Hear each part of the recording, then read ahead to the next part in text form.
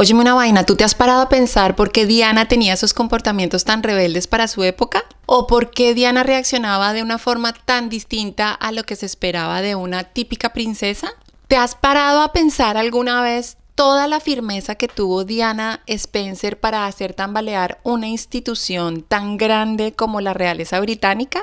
Bueno, pues para nadie es un secreto que la infancia y la juventud de Diana Spencer estuvo marcada por vacíos emocionales bien profundos, de esos que te marcan para toda la vida, traumas que dejaron secuelas que la acompañaron hasta el final de sus días y que dejaron entrever a una princesa desde sus inicios, pues obviamente muy tímida, introvertida y hasta vergonzosa.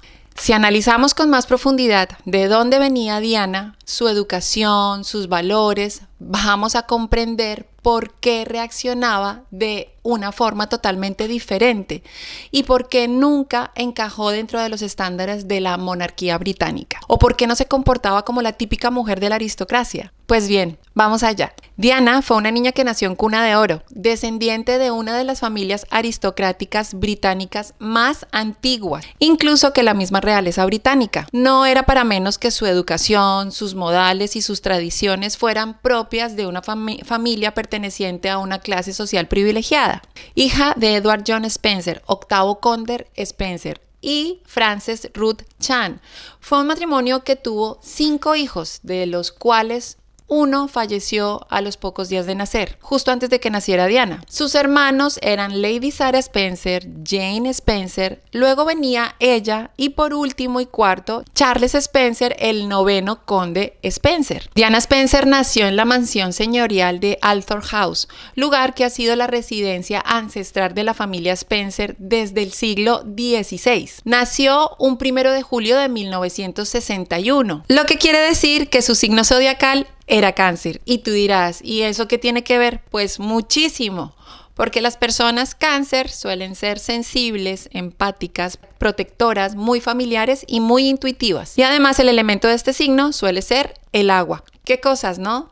Qué casualidad o qué causalidad que a Diana le encantara la natación, porque era uno de sus deportes favoritos. Bueno, y es que si analizamos más en profundidad a Diana Spencer, sus inseguridades, esa falta de autoestima, lo moldeable que fue en su momento, en un determinado momento, esa sumisión a la que se sometió durante los primeros años de su matrimonio, vamos a encontrar información muy interesante. Porque claro, todo esto luego se convirtió en una fuerte rebeldía. Claro, y es que todo esto tiene un trasfondo bien interesante y el cual vamos a analizar muy profundamente. Y ahí encontraremos muchas respuestas del por qué era su forma de ser. Entonces, vayamos a la raíz del asunto y analicemos más concienzudamente qué fue lo que vivió Frances, la madre de Diana Spencer, para comprender más fácilmente de dónde venía esa rebeldía y esos comportamientos que hicieron que Diana hiciera tambalear una institución como la familia real británica. Empecemos por la relación de sus padres, que nunca se caracterizó por ser la más armoniosa. De hecho, fue muy conflictiva, ya que Frances, madre de Diana, vivió el desprestigio de lo que suponía ser una mujer divorciada en aquella época, porque con tan solo 18 años también fue empujada a un matrimonio por conveniencia y asfixiante, rodeada de los estrictos códigos de la aristocracia,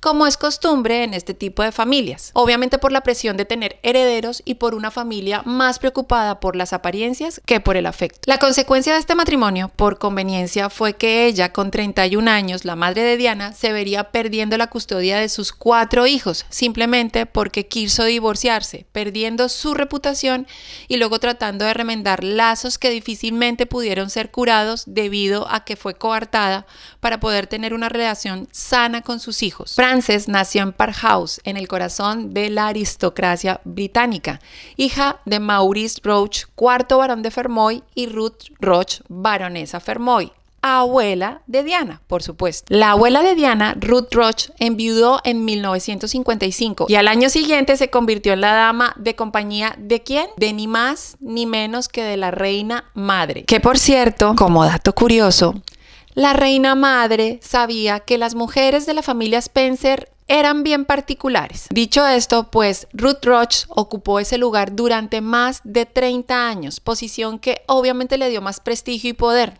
obvio, estando al lado de la reina madre y siendo su compañera día a día, pues imagínense. Es decir, que las dos abuelas de los futuros príncipes de Gales ya eran parceritas desde muchísimo antes de que la mismísima princesa Diana naciera. De hecho, Park House queda muy cerca de la residencia de la familia real Windsor. Entonces, la vida de estas familias transcurrieron entre la cotidianidad de eventos, visitas, los fines de semana y convivencia constante. Poca gente es consciente de que este tipo de familias aristocráticas suelen tener nexos de antaño y la idea es mezclarse entre ellos para mantener ese estatus. La educación de Frances, la madre de Diana, mantuvo todos los estándares típicos, como es obvio, de una mujer propia de la aristocracia, es decir, se educaban a este tipo de mujeres para que fueran esposas adecuadas y que mantuvieran la compostura según qué situaciones, pero Frances no tenía ni el temperamento típico de una mujer aristocrática.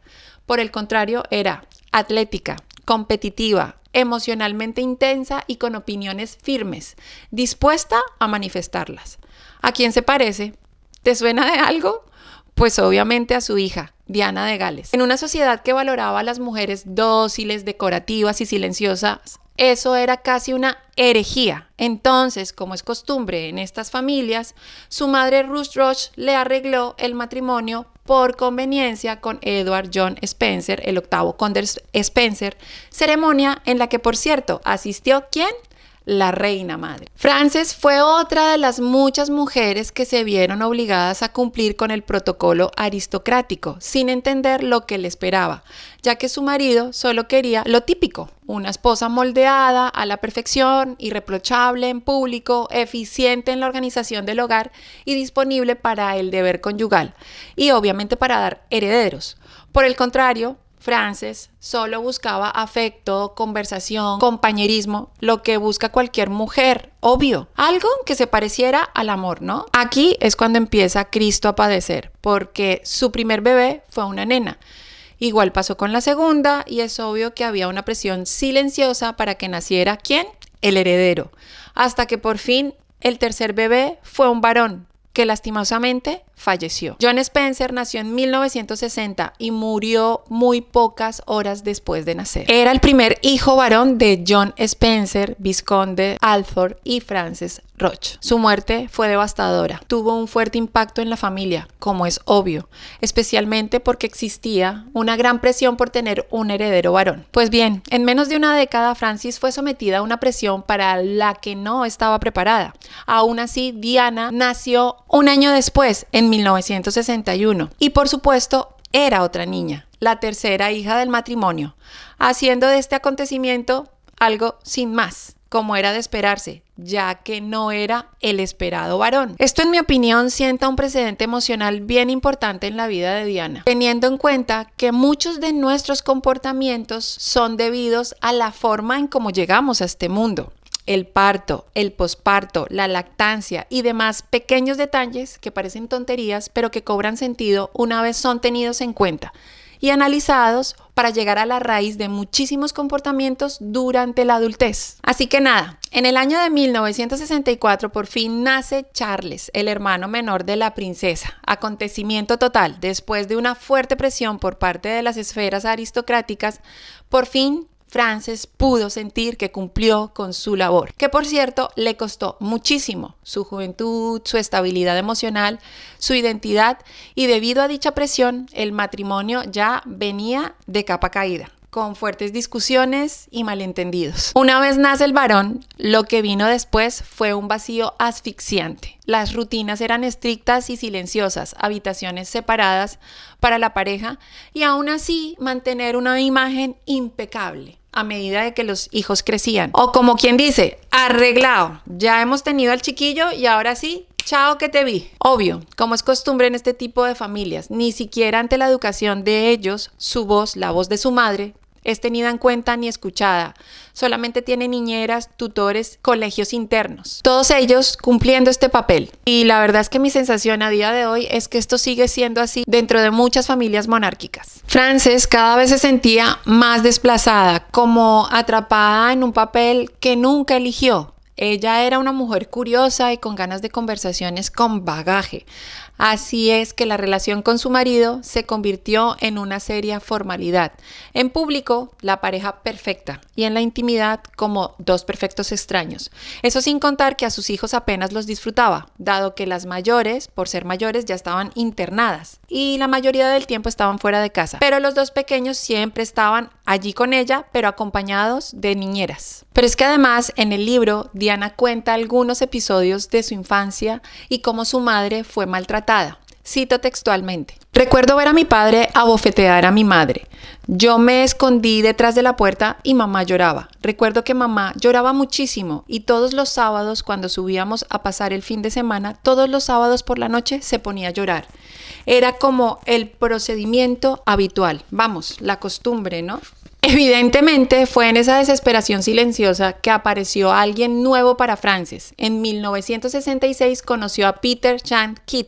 Era un empresario australiano casado y ella también. Se enamoraron, tomando la decisión ambos de divorciarse. Ella se divorció del conde Spencer en el año de 1967 y se casó con Peter en 1969, que por cierto era todo lo opuesto a su exmarido. No era aristócrata, pero sí muy mundano, menos rígido y más afectuoso. Pero lo más importante, hacía algo que nadie hacía, simplemente la escuchaba. Esta decisión cambió la vida de Frances para siempre. Obviamente la sociedad y la prensa no se hicieron esperar para ponerla verde, como la madre que abandona a sus hijos por un amante. En aquellos tiempos, salir de un matrimonio no solo era difícil, sino era casi un crimen social, y más en las familias aristocráticas. El divorcio significaba escándalo y un riesgo real de perder la custodia de los hijos y de empezar a tener una reputación manchada para siempre, ya que las madres divorciadas eran vistas como moralmente sospechosas. Más sin embargo, las leyes empezaban a ponerse más flexibles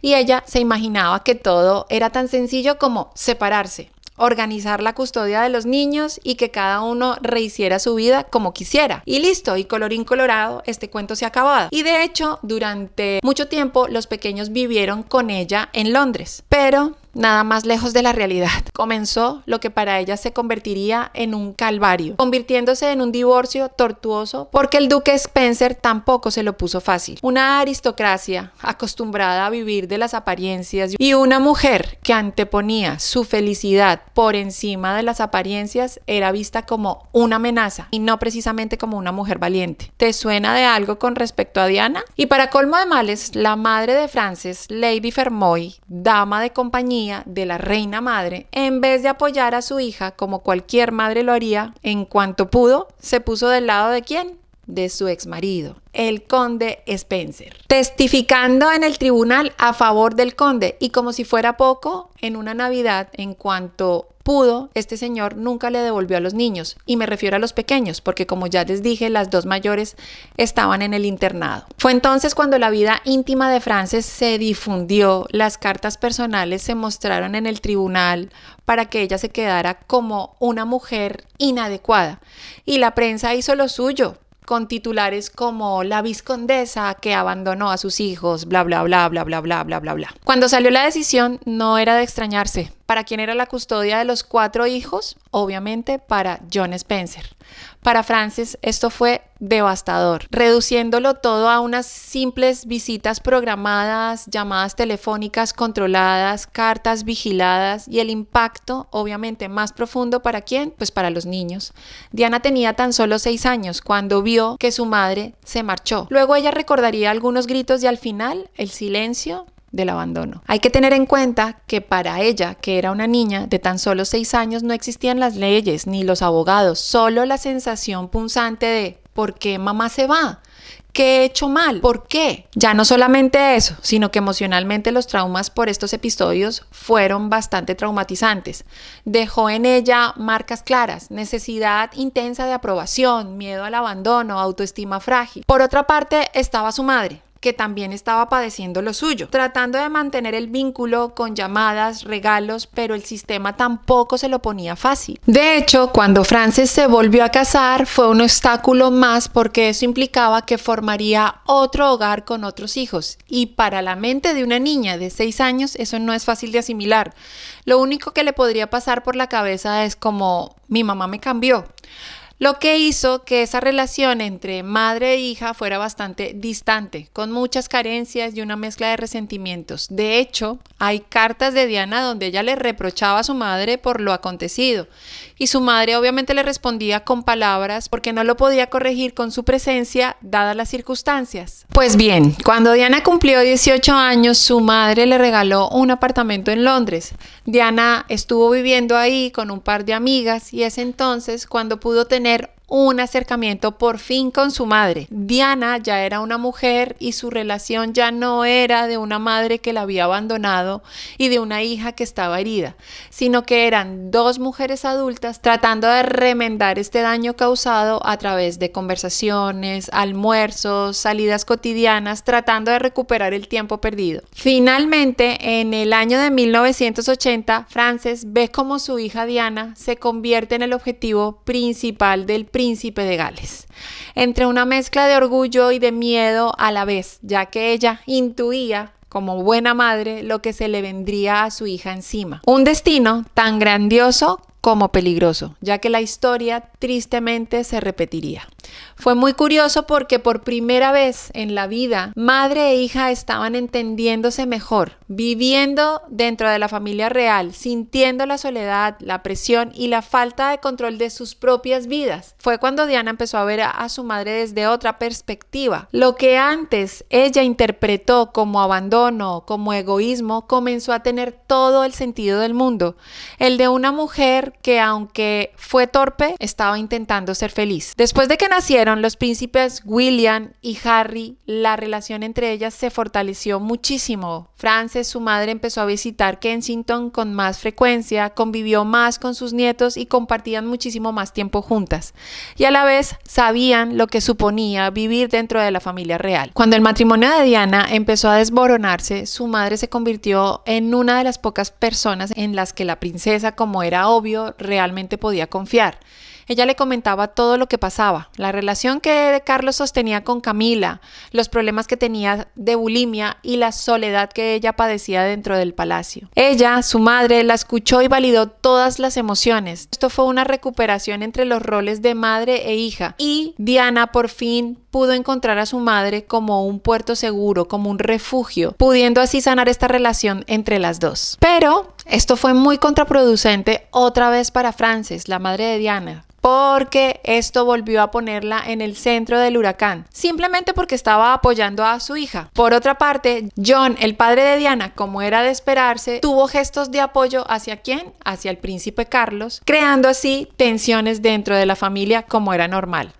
En 1992 se anunció la separación de los príncipes de Gales. Esto fue muy doloroso para su madre, como es obvio, ya no solo por lo que suponía, sino porque era la repetición de lo que a ella le había pasado. Una mujer atrapada en un matrimonio infeliz, con un aristócrata emocionalmente ausente, un narcisista en toda regla, con la gran diferencia de que esto estaba sucediendo ante los ojos de todo el planeta, y esto evidentemente hacía las cosas todavía más complejas. Frances, en medio de todo, se sentía muy orgullosa de su hija, pero temía la reacción de las instituciones porque ella sabía muy bien lo que se cosía por dentro. Ella le sugería a Diana que tuviera siempre mucha cautela. En 1996 el divorcio fue oficializado. Diana aún así mantuvo el título de princesa de Gales y otros privilegios, entre ellos un acuerdo financiero significativo. Un divorcio obviamente mucho mejor acordado que el que le había tocado vivir a Frances, la madre de Diana. En el verano de 1997, Diana llamó a su madre llena de planes. Le contó sobre Dodi Al-Fayed,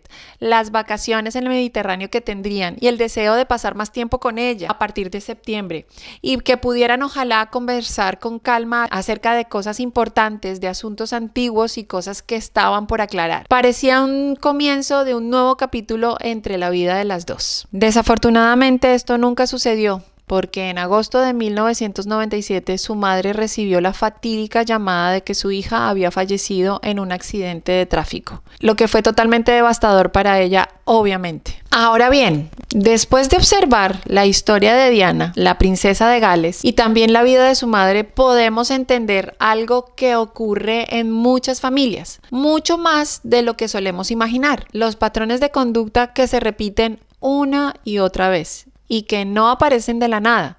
Son patrones que se transmiten de forma silenciosa a la siguiente y a la siguiente generación y continúan repitiéndose hasta que alguien toma conciencia de ellos. Se trata de comprender que todos crecemos dentro de un contexto emocional que nos moldea, que influye en cómo interpretamos el amor, el rechazo, la pertenencia o el abandono. Diana creció en un entorno donde ciertas heridas emocionales ya estaban presentes antes incluso de que ella pudiera entenderlas. Y cuando una herida emocional no se nombra, no se detecta, no se comprende o no se procesa, muchas veces termina manifestándose a través de comportamientos que desde fuera parecen rebeldes, impulsivos o difíciles de entender. Pero cuando miramos la raíz de la historia completa, cuando observamos lo que vivieron las anteriores generaciones, empezamos a entender que muchas de estas reacciones tienen mucha lógica y una lógica emocional muy profunda. En realidad, lo que vemos en la vida de Diana es algo muy humano: la búsqueda de la identidad, de la libertad y de reconocimiento dentro de un sistema que a veces puede ser muy rígido. Su rebeldía, su forma de desafiar ciertas normas y su necesidad de expresar lo que sentía como es normal también pueden entenderse como intentos de romper con dinámicas que venían de antes, aunque no siempre supiera exactamente cómo hacerlo. Y esto nos lleva a una reflexión bien importante. Muchas veces repetimos patrones de conducta sin darnos cuenta, simplemente porque es lo que aprendimos, lo que vimos o lo que nuestro entorno nos enseñó como forma de sobrevivir emocionalmente. Y con esto no estoy diciendo que esto esté mal. Por el contrario, considero que gracias a que Diana se atrevió a romper el silencio, sentó un precedente no solo dentro de la familia real británica, sino dentro de las familias monárquicas en general. Es que cuando empezamos a observar esos patrones con más conciencia, cuando nos preguntamos de dónde vienen y qué función han tenido en nuestra historia familiar, aparece una oportunidad muy valiosa, la posibilidad de elegir algo distinto y de cambiar algo que ha creado una herida dentro de ese sistema familiar. La historia de Diana no solamente nos habla de la vida de una princesa dentro de un cuento de hadas, también nos habla de algo universal, cómo las experiencias de nuestros propios padres pueden influir en nuestras decisiones, en nuestras emociones y en nuestra manera de relacionarnos con el mundo. Significa abrir una puerta a una mayor comprensión de nosotros mismos, porque cuando identificamos los patrones que se repiten en nuestra historia familiar, podemos empezar a decidir cuáles mantener y cuáles queremos transformar. Tal vez esa sea una de las lecciones más profundas que podemos extraer de esta historia, que entender nuestro propio pasado no nos limita, nos da herramientas, nos da información valiosa y una perspectiva. Nos permite mirar nuestras reacciones, nuestras emociones y nuestras decisiones con muchísima más claridad. Y cuando aparece esa claridad, también aparece algo muy poderoso, la posibilidad de escribir una nueva historia, diferente hacia adelante y así liberar de esa carga emocional a generaciones venideras. Además, creo que saber todo esto con respecto a la madre de Diana es fundamental para comprender más en profundidad la forma de ser de Diana, como ser humano y como mujer. Pues bien, si te gustó este contenido, dale like y suscríbete a mi canal. Mi nombre es Erika Zárate, soy tu asesora emocional. Sígueme para seguir profundizando en este maravilloso mundo de las emociones. Chao, bonitas y bonitos.